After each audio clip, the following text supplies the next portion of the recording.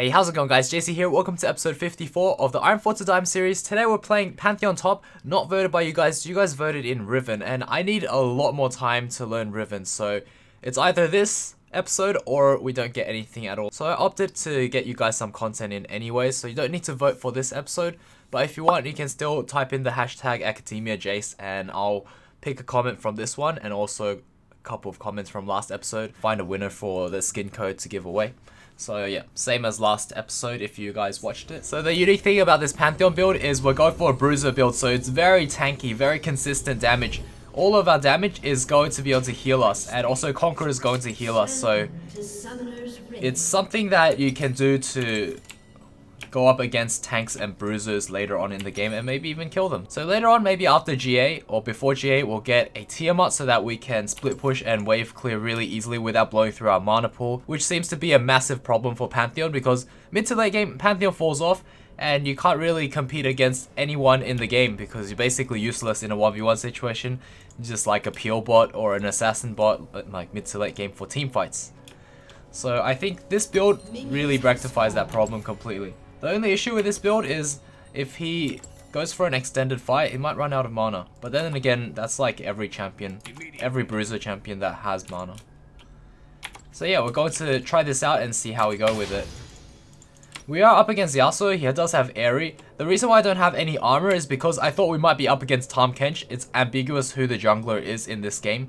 So if I was up against Tahm Kench, I didn't want to commit fully to magic resist or armor, knowing that I could be up against Yasuo. So that's the reasoning behind it. Otherwise, go for armor. Tahm Kench, go for magic resist. That's about it.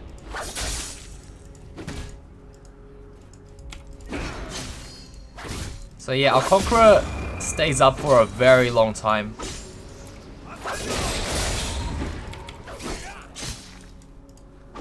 With our spears. Whenever we throw spears, our Conqueror stays up. Oh, okay. I wanted to throw one more spear because he was about to get his shield back. Okay, so Tahm Kench jungle. I have no idea how fast he clears as a jungle Tahm Kench. They just all walk him down. Got the flash. Very nice. We hit level 2 first and he didn't respect that. If you're in bronze, make sure that once the second minion wave comes, you have to watch out because they just need to get rid of, what is it? They need to get rid of 4 melee minions, that's the key, and 2 of the backline. So they could get 7 minions or they could get 6 minions. 6 minions, but it has to be a melee. An extra melee at the front.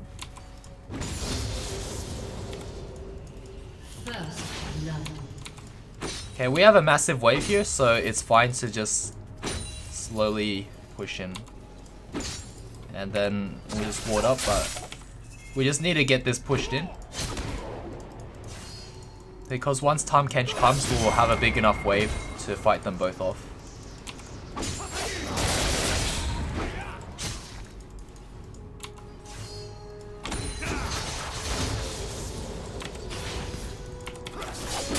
Another spear off. I can just keep harassing him down right now. Nice, our corrupting potion got rid of his shield. That's huge.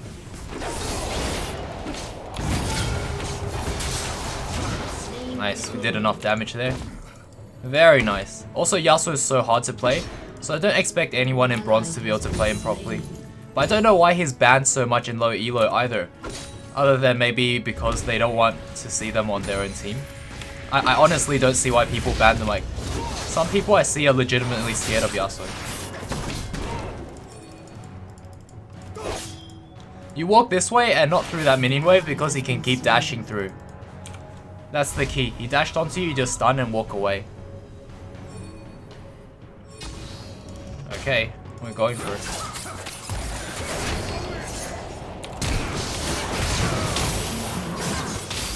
I need to back out.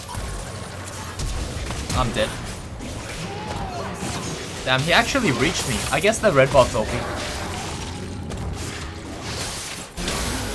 Oh, nice work. This cat is pretty good. Okay, and then we're just going to work towards Death Dance. The reason I'm not getting Tiamat right away is because we don't need it. we just need to get our core first, and then we need Tiamat later on when we're trying to split push and wave clear and all that. Also, how we went down into the river after it bounced off the tower. So that's really huge. That's why I get this massive wave, and Yasuo's missing out on so much is because you only want to roam after you shove in, or you want to back after you shove in. So that's the key to never falling behind on EXP and gold. Also, it's a lot easier to explain when we're playing a very simple champion.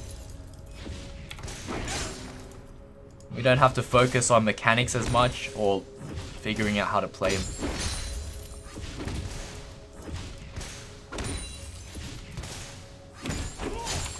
Also, Pantheons is very solid for climbing elo. There's people in Challenger playing Pantheon, like 700 LP Challenger. If you look at the one trick called Keegun, there's so much potential with Pantheon and it's very easy to play. It's just all about decision making. So the more you play him, the better you get a feel for it. And why am I up against Anivia? Wait, she just used everything.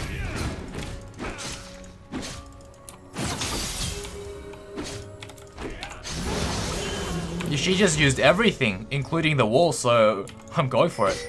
If she didn't use the wall, then I wouldn't have went in. But she literally just spammed every ability. Not what you want to do as Anivia, and if you do spam every ability, you better back off right away. Wait for your cooldowns. So that was a big blunder by her.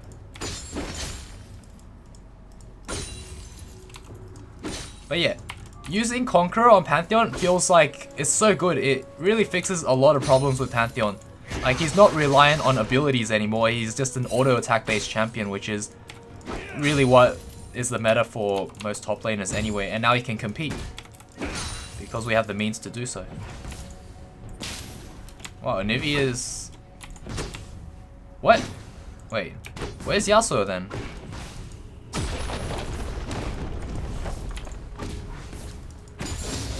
Okay, that's kind of troll. I mean, Yasuo is just not coming. Oh, there he is. Maybe he shopped for a very long time. That's also one thing in Bronze is they take a very long time to shop, so make sure you have your items set out here. Everything you need to buy is already in front of you and there's no way it would take too long to shop. So I'm just going for raw AD at the moment because Pantheon really benefits from it. And look at this build path, it's amazing. It's absolutely beautiful for Pantheon.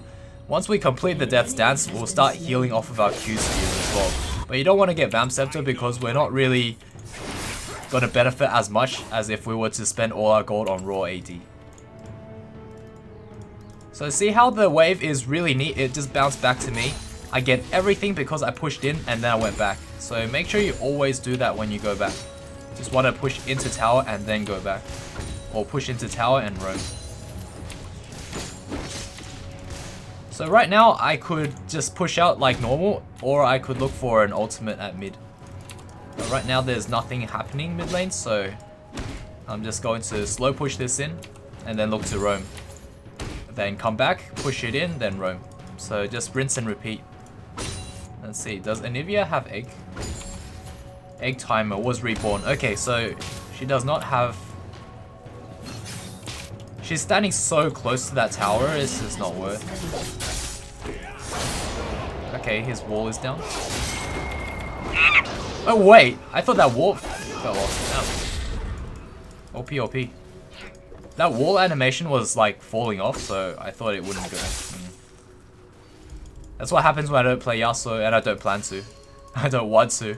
I have to learn Riven right now, and god is she really hard to play. I haven't played any games with her, but I'm just looking at guides and just studying like crazy. What the heck? That cooldown.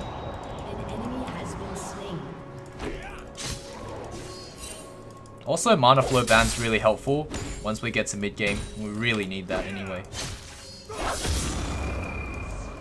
Okay, he has that tornado thing. We just back away, wait for him to use it. Wow, he predicted my juke.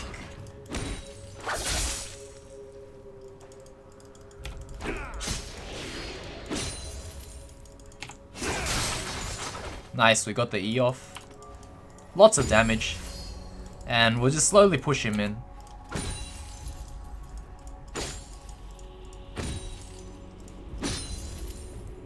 When he walks up, I want to use my E. Oh, actually,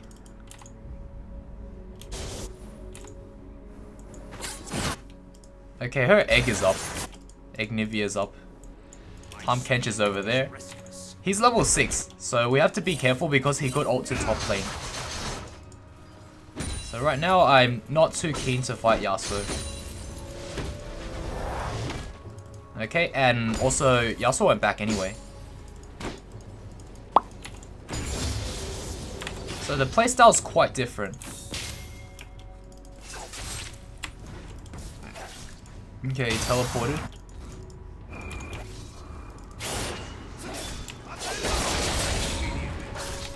We can still poke at him.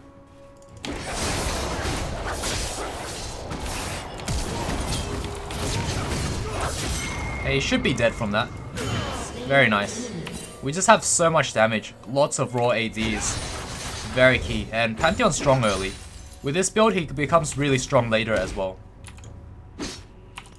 So pop another potion. See, we're not really reliant on mana anymore. It's so massive to have Conqueror on Pantheon. And your Q just makes it so you get 1 stack. So, you know, if you keep spammy Qs on a 3-second cooldown, you're gonna just stack it up because it lasts, what, 8 seconds? If you're a melee champion. I want to go down there for dragon fight, so I might lose a lot of platings. May or may not be worth. This is very diveable. I'm heading towards mid so that I could come down here whenever I want with my ultimate. Also, Yasuo is down here, so we're gonna make our way down. And once this happens, the game will probably end.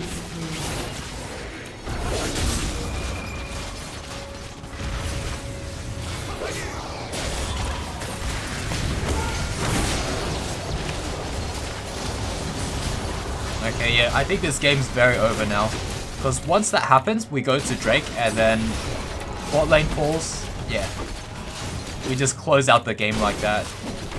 And we could roam if all fails, say if you have a very bad matchup in lane, all fails, you can just simply keep ulting bot lane. So that always works as Pantheon. The chances of you winning skyrockets if you have a bad matchup, and instead of just going to lane and losing completely, you just keep ganking mid and bot with your ult. Like, you get your team ahead instead.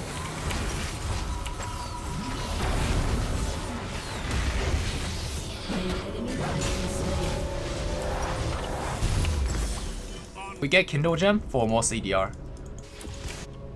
And just head back to top lane. The right play is for me to go bot and for these guys to go top and take top tower, but I think I can take it myself because this is bronze and this Yasuo is not a challenge at all. Also with Death Stance, we can also do jungle camps and not get punished too hard.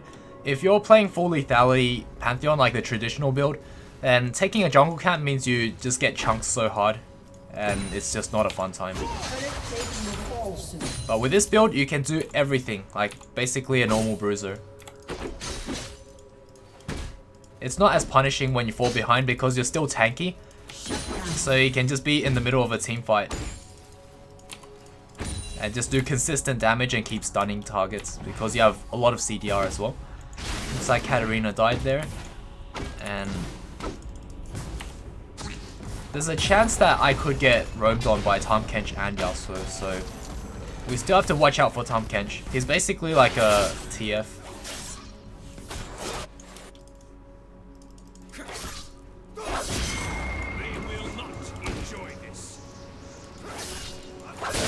So right now, there's a chance that I could die to Tahm Kench. All I'm gonna do is wait for the minion wave to be over here and now freeze it on Yasuo. That way, if Tahm Kench does show up, I just have to flash into my tower and that's it. So we can just freeze it here. I don't have to worry about my health either because I have lifesteal. And I have plenty of damage. So this is like so good in every single way possible. If you need consistent damage, there you go. If you need burst, well, you have a really good build path. If you need CDR, you have it as well. If you need wave clear for mid game, you have it as well. Tankiness, GA, you have it as well. Everything. Let's see.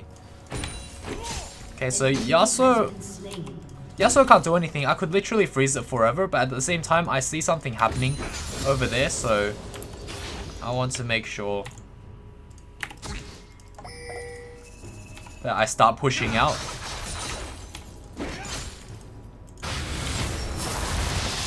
An enemy has been slain. Looks like mid is fine. I don't need to roam. but the option is there.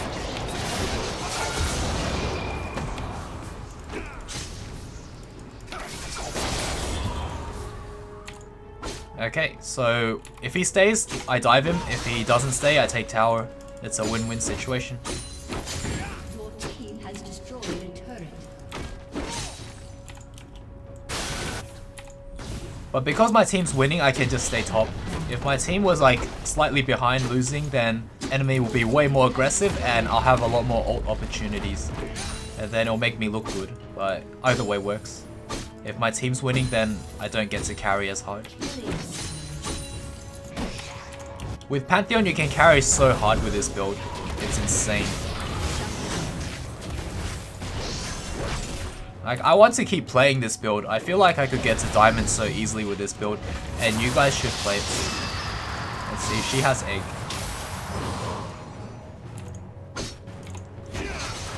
I can do stuff like this and stay at full health. That's the amazing thing about this build. That's what I really, really like.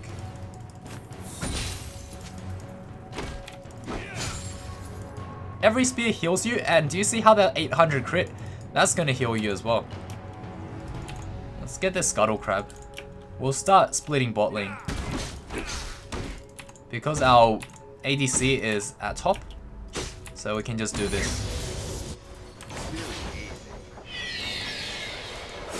Oh damn, Morgana's here, never mind. I wanted to go for the sneaky play, which I still can. Okay, so Draven decided to skedaddle. We'll just push out. So yeah, there we go. We have so much AD that we just use our E to one-shot the back line. That's insane. That's something that you can't do unless you go double lethality items.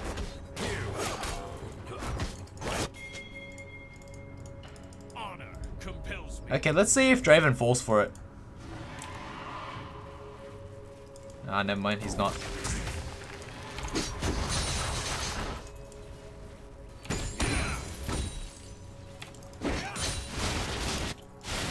Okay, wow. That Katarina just went in 1v5. Alright, I guess no one's defending top, so we'll just go do that. Get Black Cleaver, there's massive power spikes. And look how much health we have. We have a lot of health, almost 2,000 health and plenty of damage. So now we can just drop onto Yasuo and get a free kill. Or he might go to our minions. We'll see what he does.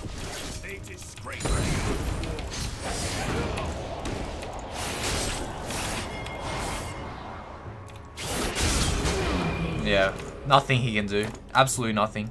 I still have my flash and my W if he did anything cheeky. So yeah, just one shot the back line with E. And then later on when we can't one shot the back line with E, we just get Tiamat and then it's fine as well. And eventually we'll go into Sterix Gauge and then Titanic. Titanic for the auto reset, so we're auto attack based, which is basically timeless. You're going to be good and useful throughout the entire game.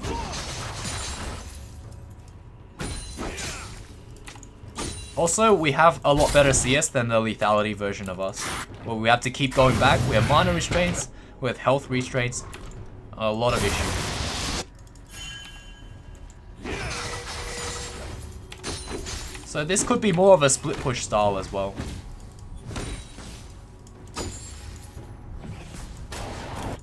I guess we'll just keep pushing. Looks like they're backing away and not fighting.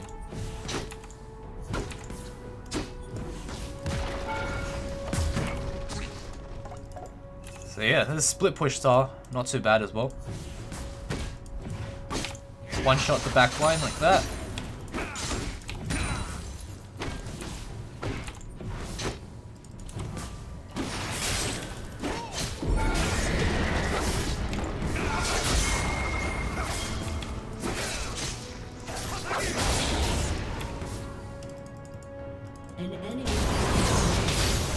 I could drop onto them. Depends on what my team wants to do.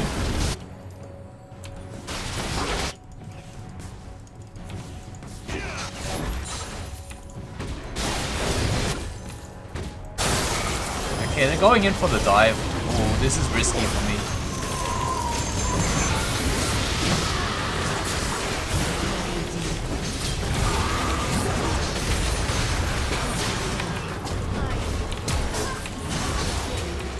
There we go.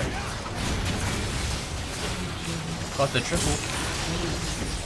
If Draven comes, we actually can do damage. Like, we can jump on him and then just auto him down. That's the amazing thing. Like, you'd never be able to do that traditionally. Oh, come on. Yeah, this build is amazing. I'm going to be using this in my rank games because I do play Pantheon every now and then. Like, look at that healing. I use my E on the minion wave and I'm healing back.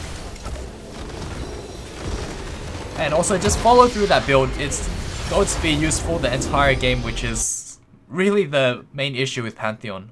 But I think this is absolutely the best build for Pantheon in the top lane right now. Okay, so we're into our promo series for Bronze 1. And hopefully we'll get through this really quickly. Also have a look at damage dealt, which my team just popped off. So I really couldn't carry that much. But I did end up just split pushing, which in the end I got the most gold. Just pushing, taking objectives. That's really huge. That's mainly the top laner's job. But now we can extend that to Pantheon on top of being an assassin. So yeah, GG well played. Hopefully you guys enjoyed this one. And I'll see you guys all in the next video. Cheers.